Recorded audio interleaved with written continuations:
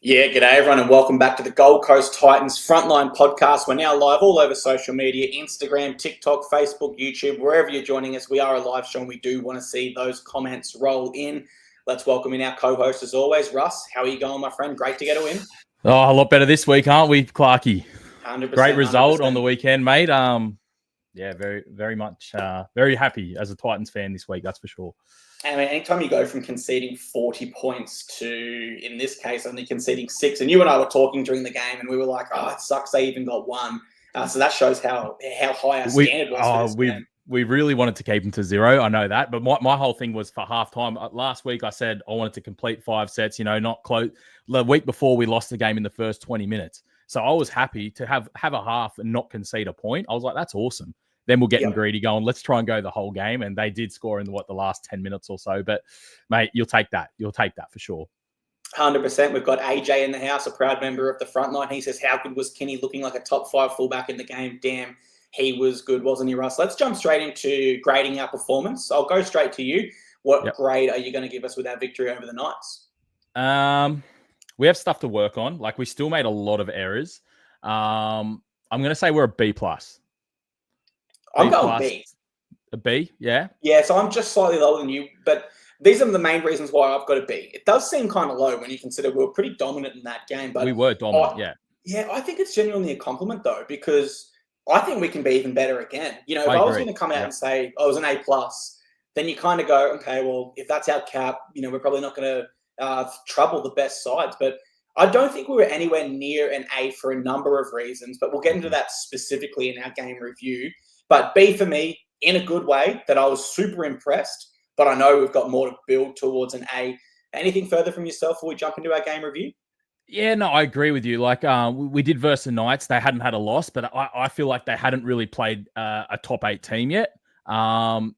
Would we have done that against a team like Penrith or Broncos or Sharks, one of those top-end teams? We're probably not beating them 26-6.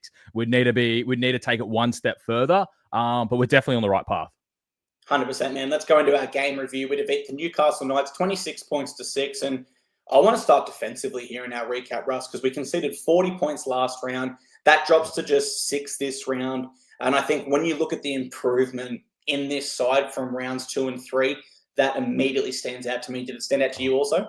That is like our number one thing this week. We've always been able to score points. I've said it for the last 2 weeks. It's never been our problem. We still put 26 on the board, but I feel like Des was the whole week was going defense, defense, defense. Complete your sets, defense, defense, and it showed. Like our goal line defense, we'll put in really good. Our goal line defense was so good that we made the Knights like do so many unforced errors. They dropped the ball so many times. I think they had 17 errors.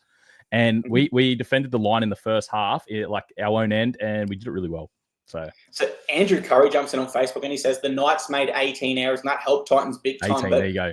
I actually think that we were defensively poor in some areas because coming into this game, I actually didn't think the Knights would get much territory. I thought we'd kind of roll them in the middle and they'd be stuck in their own end, missing Kai Pearce-Paul, Dylan Lucas, and Leo Thompson, 3 of their best forwards. But yeah, I actually think the Knights made those errors because we were scrambling really well. Like, we would miss a tackle and every single Titan was like, get to the ball.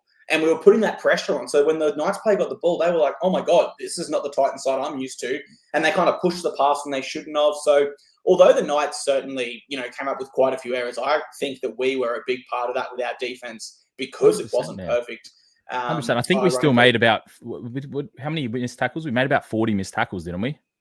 Yeah, AJ says we missed 45 missed tackles to their 39. But our scrambled defense, it didn't matter if someone fell off. That we had like the scramble defense, we were still there to make the tackles. You know what I mean? Like, yeah, that's something we definitely have to work on.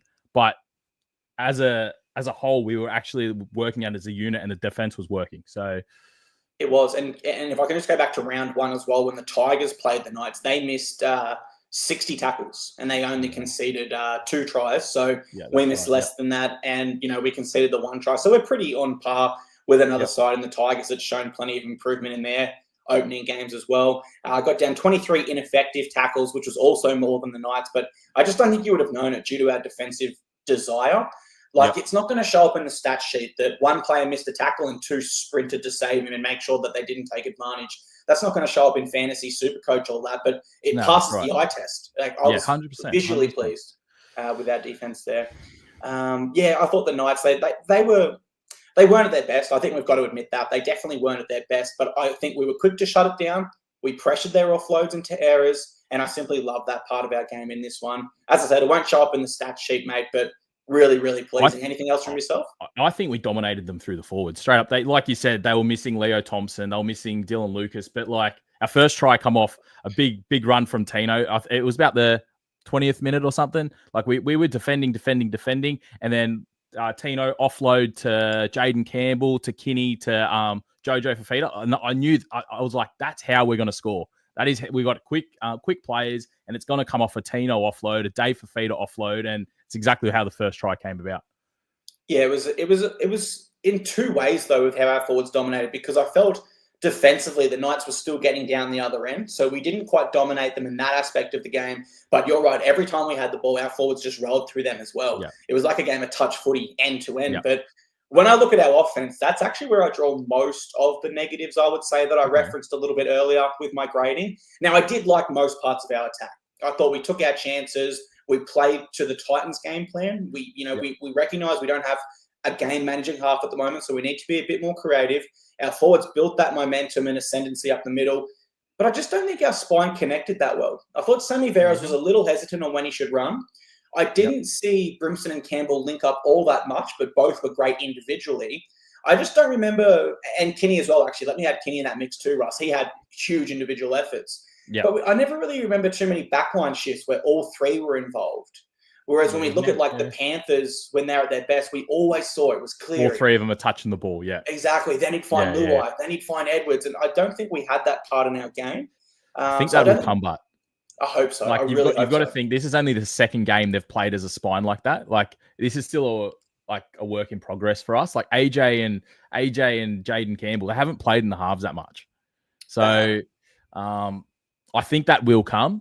I actually think Jaden Campbell had probably one of his better games. Like, honestly, his kicking game was a lot better this week. He was running the ball freely, set up a try, scored one himself. I think he had a really good game. Brimson was a bit on the quieter side, but I feel like it'll gel. Brimson's the sort of player too that he just brings effort every week. So even when he doesn't have his best game, it's not far around the corner. 100%. Clint Kelly from Facebook says, I'd rather Mo kick on fifth than AJ. He looks like a baby giraffe. It's awkward as. I actually think our long kicking game through JC was good, but there was also 3 kicks JC did. I think it was 3, maybe it was 2. But man, they were sitters for the Knights, and they came out to the 20. And what kind of frustrated me there was we were attacking their try line, and we finished the set defending our try line. So it was a big momentum switch, right? Yeah, I know the kick you're talking about. Went straight over to the right-hand side to Greg Marzu. There was no one around him. Yes, and I think by the end of the game, do you remember that time when we had Dave Fafita on the short side on the right, and it was fifth tackle, and Jaden's meant to receive the ball to put in the kick, and he actually points and goes, no, go the short side. So I think because we were close and he'd stuffed up a few kicks, he was like, I don't want to stuff up. He was a bit hesitant about putting another kick in. Yeah. But you know what the best thing about that is, mate? You look at round 2, we were poor defensively. We went back to training, worked on it, corrected it. And I've got no doubt that, we've got a coaching staff that is Des Hasler, who was a halfback himself. He's defense. He's a defense coach, but like he's massive on defense. Like we know that. So it's going to come. It's going to click. Like, it did click on the weekend, but like I feel like this is our year where defense is our big thing. And it has to be. Certainly. But I think like in terms of Jaden Campbell developing his halfback skills, if you were to have a few rough kicks and you go back to training, you still got Kieran Foran there who's injured at the moment, Carter Gordon who's played for the Wallabies, and then Des Hasler. So there's enough experience around you to kind of help you out a little bit there. So, I suspect JC was a little bit hesitant and nervous with that kick, but apart from that, he had some really great touches in attack, and he was awesome. And I just think as well, 26 points is solid for a spine that didn't click all that often.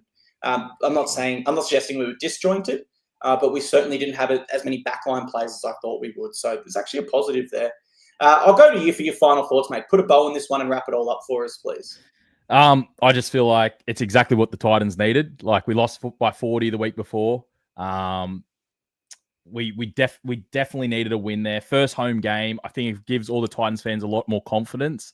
I feel like, Yeah, it's exactly what we needed. And if we keep going on that path, working on our defense, like you were saying about the halves, I feel like that'll come. This is just a step in the right direction for us as a club. 100%. It was a step in the right direction. We get on the ladder, and that's ultimately all that matters. If we were to play finals this year, no one's going to look back at round 3 and remember this victory. It's just going to be another one along the journey. Right. Cheese 311 from YouTube. He says both 6 and 7 cannot kick on the 5th. This is where we need Carter Gordon, but we hope he recovers quick. And that's a big news point this week that we should talk about. Carter Gordon's back injury is much worse than first reported. Yeah, he might not play all year, right? Yeah, he couldn't get out of bed for 2 weeks straight. Yeah. So, well, let's skip the technicalities and just, in a non-medical sense, talk about what happened. His spine vertebrae had a leak of fluid, and that caused immense pain, back spasms, and it's looking like he's going to be out long term. So that is super unfortunate for us, man. Poor guy, first season, can't even get a game, and that's not good. And the other unfortunate thing is, of course, Kieran Foran injured as well. So they are 2 of our genuine halves options. And he came out and said he's looking around round 8, but so he's ahead of schedule, and it's about round 8, round 9. So that'll be good to have him on the bench. Yeah, absolutely agree. Kieran Foran, when he played 9 for the Kiwis in that Pacific Championship game, was awesome.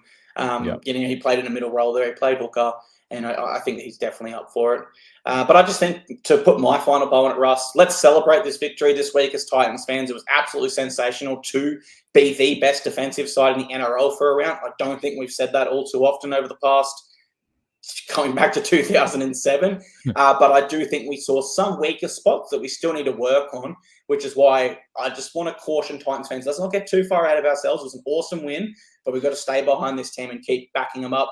Let's move into our 3-2-1s, brother. Hit me with who gets your 3-2-1s from this one. I had to have a bit of a thought on this one, bit of a think. I am going to give the 3 points. I thought Beau Fermor was amazing. He was very strong. I'm pretty sure you picked him anytime try scorer last week as well, and he crossed over. Was it me or you? One of us picked him. One of us picked him, and it was it was a barge over try. I was watching on telly, man, and it looked like he got dragged back, and I was like, damn, that was close. And then he got celebrating, and I was like, "Oh my god, he's over!" On him, it was a great try, but just his efforts all game. I thought last week he was good as well. I'm going to give him the 3 points. 2 points, I'm giving it Tino for obvious reasons. He's just been a beast. And for 1 point, I'm actually going to give raps to Sammy Verrills. I actually think it was the best game he had in the Titans colours. He made 41 tackles. He set up 1 try from dummy half. I feel like he was pretty good. Like a lot better game from Sammy Verrills. It's interesting for Sammy too, because we all look at him as an offensive hooker, but he actually does have a real quality defensive side to his game. My 3-2-1, 3 points. I went our skipper, Tino. Just a captain's knock. He came off for a short break in the first half, came straight back on and got back to work. I think he would have had up there with the most meters for us. I just loved his effort there, leading by example. 2 points, I went Keanu Kinney. Now, he had 20 runs, and I thought his runs were really important because when we talk about our forwards getting over the line, over the advantage line and getting us momentum, he was a big part of that because he was coming in and having those early runs and giving our forwards a bit of a break. And that leads me to my 1 point. I went to Phil Sammy, which I think would have flown under the radar for a lot of people. He's doing a lot of meters, man. He ran 200 last week, ran over 200 again this week. Like, he's doing the hard work. And he had 23 runs, which was the most of any player in our team. So I just loved how him and Kinney really came in, gave our forwards a blower, and made sure we could keep that rolling there. Alrighty, let's move into our affiliates recap. The Burleigh Bears defeat our Tweed Seagulls 30 points to 28, so a very tight loss there. And the Ipswich Jets defeat I've got Brisbane Broncos in my notes. The what are they called? East Tigers, no, they are the Brisbane Tigers, aren't they now? They defeat the Brisbane Tigers 34 points to 20. Sorry there, guys. So Tweed now sit in 6th and the Jets sit in 7th. In terms of how our Tweed players went, Tommy Weaver, 92 metres and a try assist. So nice to see him running the ball and setting others up. Tukey Simpkins, 15 hit-ups, 150 metres, 32 tackles. So safe and consistent from the big fella. Keeps pressing his case for a first-grade debut with us. Jacob Arlick-Winky, 1 try, 135 metres, 2 tackle breaks, 2 offloads, 25 tackles, mate. Who do you think was your standout from our Tweed players this week? Well, sounds like Jacob again. He had a try last week, a try this week. He's making good numbers, good offloads, good meters. Like, he's got to be pushing get another run soon off the bench, eh? Like, if there's an injury, I'm pretty sure he'll be the first one called up. I think so. Yeah, I think he's probably at the top of our depth for forwards at the moment. He's shown a lot of promise, though, for so many years and just hasn't quite broken through. So you never want to hope for injuries to anyone else, but Lord forbid if we do have injuries or suspensions. I really hope Jacob can come in and make the most of it this year. And I also like Tukey Simpkins. Last week we saw the offloads, the tackle breaks, the more flashier side. This was clearly a tougher game. We went down by 2 points to the Burleigh Bears, who have a lot of Brisbane Broncos players in their side. Yep. And he just did the hard yards, so I appreciate that there. Over to our Jets players, Russ. We had Jalen de Groot with a try assist in 100 metres. Alan Fitzgibbon, who a lot of people thought should have came in instead of Tony. 166 metres for the big fella. A line break assist and 3 offloads. Big Arama Howe, he scored a try, had 5 tackle breaks and 23 tackles himself. And Ryan Foran, being used as a lock this year by the Jets, he had 55 metres, 1 tackle break, and 27 tackles. Kenny Mamalo came off the bench. He only had 22 minutes there. Next round, our feeder clubs play each other 5 p.m. Oh, there we go. On Sunday at Ipswich. So we'll only be reviewing one game there, but it will be interesting to see our players come up against each other. And on our young guns quickly as well, Big Cooper Bai. He is Marcus Bai's son, a premiership winner with the Melbourne Storm. He scored for us in the Tweed Malmaninga Cup, and Zane Harrison perfect on the goal, kicking 3 out of 3 as they collect a victory as well. So overall, pretty good week for our affiliates. I was going to ask you how Zane Harrison went on the weekend, because we all know there's big props on him, and he will probably be playing in the near future for us. So we've got to keep wraps on him. Yeah, we definitely need to keep an eye on Zane. You never want to pressure a young fella, but I see him being like a Lachlan Galvin, someone who comes straight into grade and just immediately doesn't look out of place. But because I'm expecting those big things, Russ, we need to be careful, because if I'm absolutely honest with you, we rushed Kane Elgey, we rushed Ash Taylor, we rushed Tanner Boyd, and we rushed Toby Sexton. And the key theme there is, Elgey retired young. Taylor retired young, and then came back for the Warriors. And we lost Tanner, and we lost Toby, who broke the record this round for the 1,000 meters. Yeah, 1,000 meters in one game. That's crazy, isn't it? Because most kickers are like 300 meters in a game, 400 meters. He kicked for 1,000. That's a kilometer of kicks. that's crazy. Yeah. Shout out to Toby, former Titan there. Wish he had broke that record with us, but once a Titan, always a Titan. Alrighty, our next segment here, any changes to the team list? If you guys are listening to this as a podcast after the live show, then at the time we're recording, team lists are out just about 23 hours from now. No injuries to report from this game, and a win is a win, but I'll still ask you, any changes you'd like to see? Loffy's still a couple of weeks off. He's 4 weeks, so I don't feel like after a win like that, Des will change the team. AJ Brimson did go off with 5 minutes to go. I think that was more of a just precautionary. I can't change the team. Yeah, I did see AJ ask that on YouTube. He said, "What did you think of the cramping issue with 10 to go?" Mate, I was like, come on, get up, AJ. Just get up from those cramps. It was both his legs at once they were trying to get the cramps out. Mate, he was hurting. Prime Tricker 117 says Tony Francis is out. Oh, sorry, he's saying he wants Tony Francis out, Fitzgibbon from the Jets in, and Pahulu in for Isaac Fa'asul Malawi. I don't mind the change of Josiah Pahulu coming back in. I think that's a really good one, Prime. But I do think Desi will just put the same 17 out and be consistent now that we have a win. So I do like your changes. I just don't think Desi will go that way. Let's move into our game preview, bro. We are Friday, 6 p.m., Allianz Stadium. We're up against the Roosters, and they have 1 win and 2 losses this season. So break this one down for us. Do you think we're a genuine chance? I've watched the 3 games for the Roosters this year. They played the first game against the Broncos. They got pumped by 50. They were absolutely terrible. You'd go, they're bottom of the table after you're watching them. Then they surprise everyone and beat Penrith. No one saw that coming, and they beat Penrith. And then last week they played Warriors and looked crap again. So I just don't know. Like, if you're going on the 2 games where they didn't look good, I think we can be dominant in them in the game. I don't like their halves at all. I think their halves are terrible. I actually feel like we can go all right. It just depends on what Roosters turn up. If they turn up like the Roosters that turn up with Penrith, we're going to have to be on our A game, but I can't see a problem with us. I reckon we'll go all right.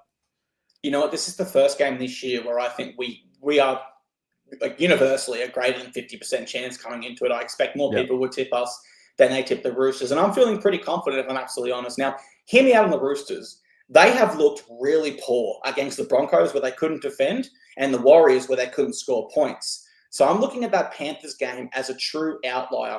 Don't forget for Penrith, the game against the Roosters was a true sandwich spot for them. Las Vegas, the Roosters, who just lost by 50 the week before, into a grand final rematch the next week. Now, I've got no doubts that the Panthers overlooked them because it was in that tough sandwich spot there. And I just think, this is tough to say, but no one will disagree with me.